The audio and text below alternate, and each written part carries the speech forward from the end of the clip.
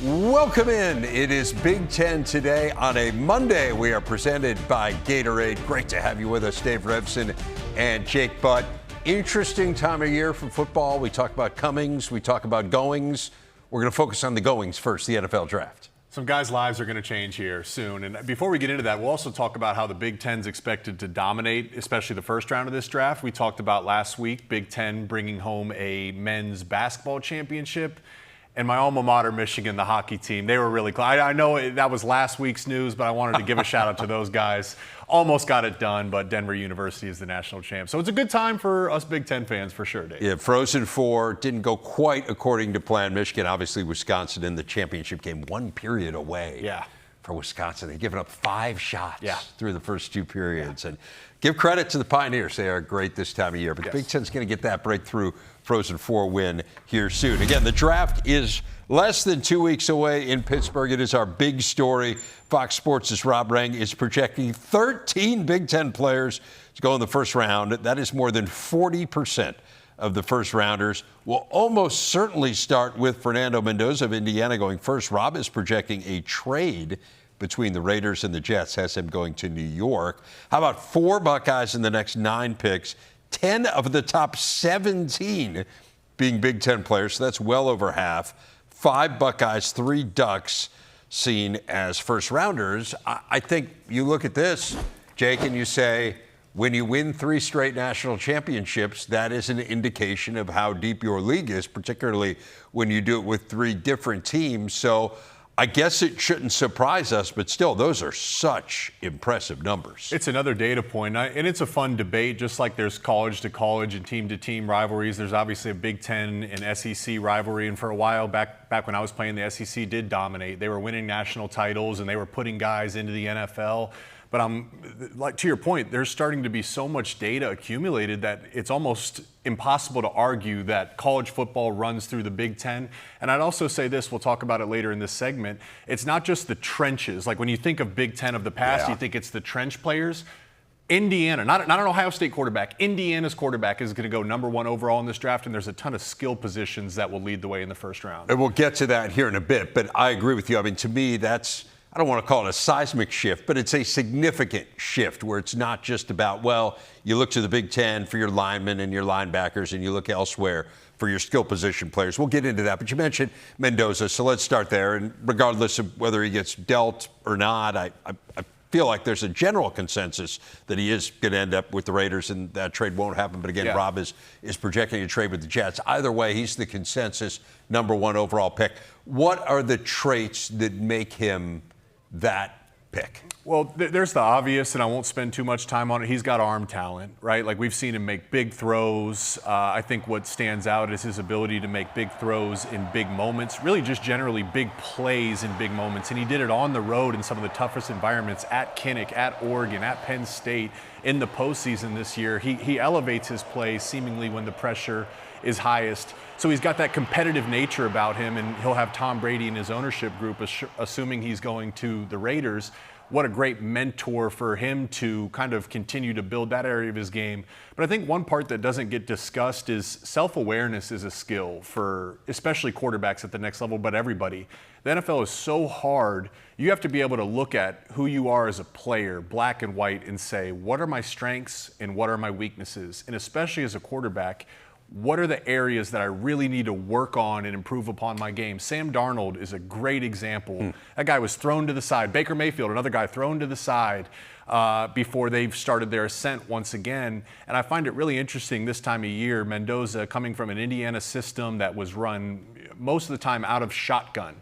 That does not work in the NFL, especially in Kubiak's system. It's an outside zone, under center scheme. It's a completely different skill set to take drops under center, to turn your back to the defense, flip around, and be able to read defenses with no data because your back is to the defense. What Mendoza said at his pro day, which I found very interesting, is he spent the majority of his time working on his game as far as under center quarterback play goes.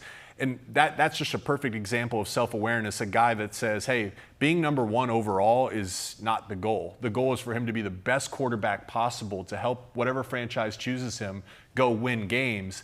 the biggest area of growth opportunity for him is learning how to play quarterback under center.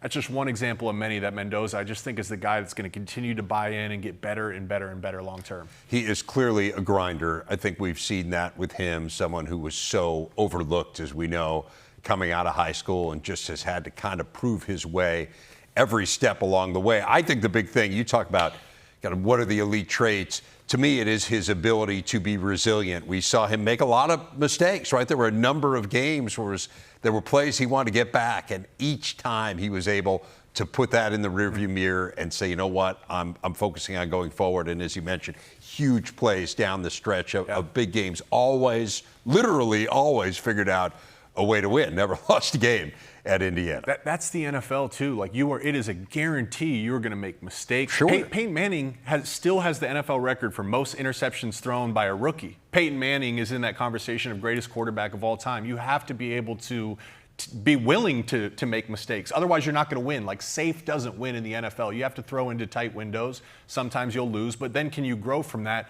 And another piece of this is his toughness. You're going to get hit by some big, fast, physical dudes. How many times did Mendoza, the Big Ten championship, first play of the game? I mean, we were all sitting here like, no way, is this game over? Because I don't know if I could have gotten up from that hit. And a few plays later, he comes back in there and made bigger and bigger plays down the stretch. I mean, we interviewed him after the national championship game. He was beaten up. He would cough and like wince from pain. And I just had this thought like, man, this guy is a competitor, the definition of a competitor. And there's another piece that matters here is your quarterback, when you're the number one pick, you become the face of a franchise. Everybody in the locker room is looking at you.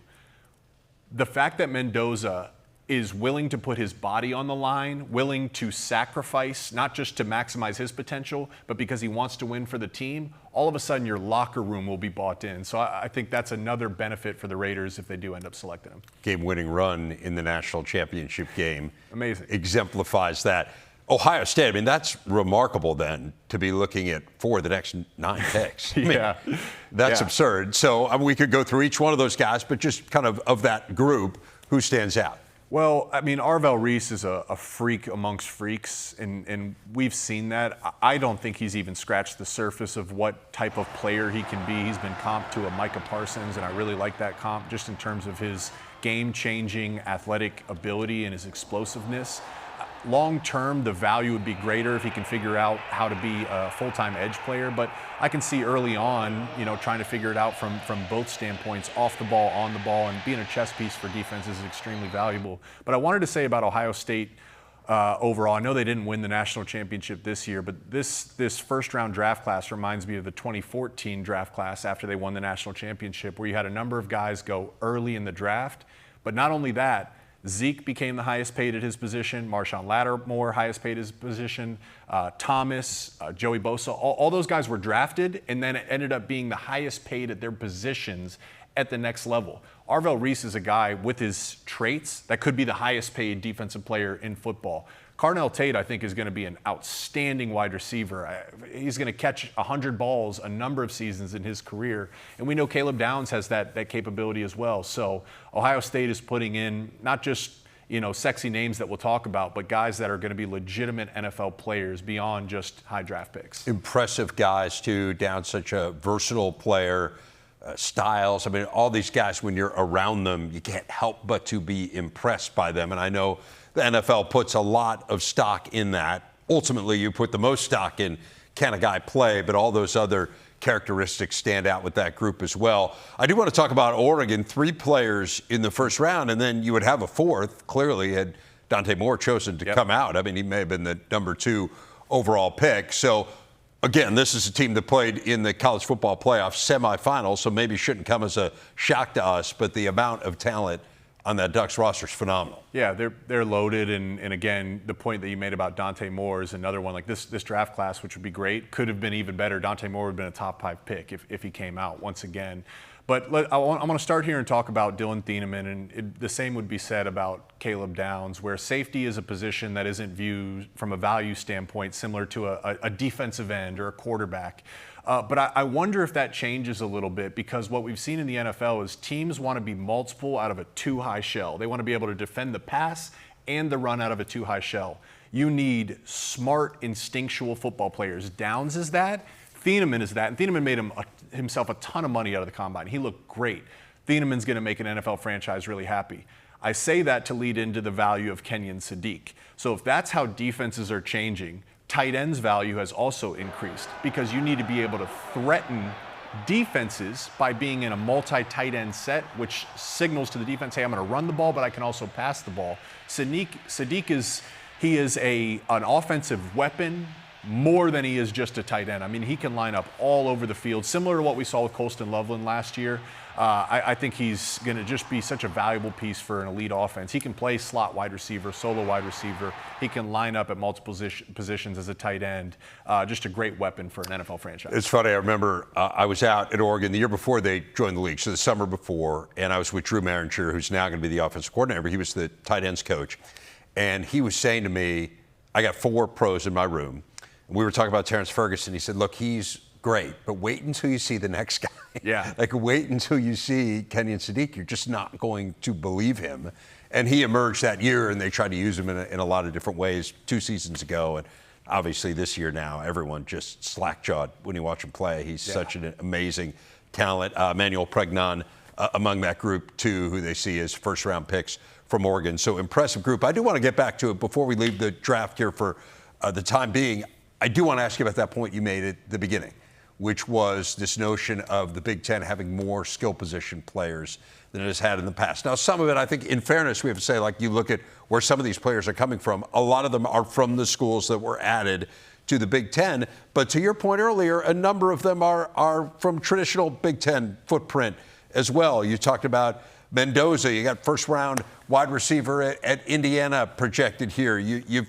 You've got a ton of solid players from the more traditional Big Ten footprint. So what does that tell us about kind of where we are as a conference in terms of the evolution of this league? Yeah, it's that the league has evolved. Like this is, and that's the sign of a healthy competition is you're not stagnant because the game of football evolves. Obviously, college sports in general have evolved. I think what we used to incentivize with the Big Ten West and Big Ten East is you wanted to win your West or your East, but now there's competition. There's no time to relax. We'll talk about the schedules with some of these teams later in the show. You have to chase the highest heights. It's no longer about being the best of your group. The competition has elevated the floors of everybody. You can't just win low-scoring defensive games, and I think that pressure has forced teams to elevate. Obviously, the Big Ten has done a great job of embracing NIL. Not only does that attract great players, the ripple effect is coaches want to coach great players, so the coaching has elevated. It's always been great. I think it's even better across the league. And now if you have the combination, I don't think the Big Ten will never say the Big Ten is not in that running to be the best conference in terms of trench play. There's always going to be quality trench players. But now you're seeing more complete teams, particularly on the offensive side of the ball with the skill positions. And we've said, too, the quarterback play has elevated. Of course, that's most important. And I'd say, man, I put Mekhi Lemon up against anyone. Oh, yeah. I mean, he is fabulous. Denzel Boston was great. I alluded to Omar Cooper, who's an Indiana kid. Remember, we talk all about the transfers. Yeah. Omar Cooper, in-state kid, was already there and turns into a first-round pick. So it's impressive. Again, it spans coast to coast, literally, with the league. A ton of really talented players. We're going to talk more draft with Jake in a bit. We do have a big, interesting piece of news out of the conference office today. Commissioner Tony Petitti announcing he has appointed Chris McIntosh, who's been the Wisconsin athletic director for the last 5 years, as his new deputy commissioner for strategy. McIntosh, a former football All-American for the Badgers, played in the NFL, has spent more than a decade in administration at Wisconsin, including his tenure as AD when the Badgers claimed 4 national team championships.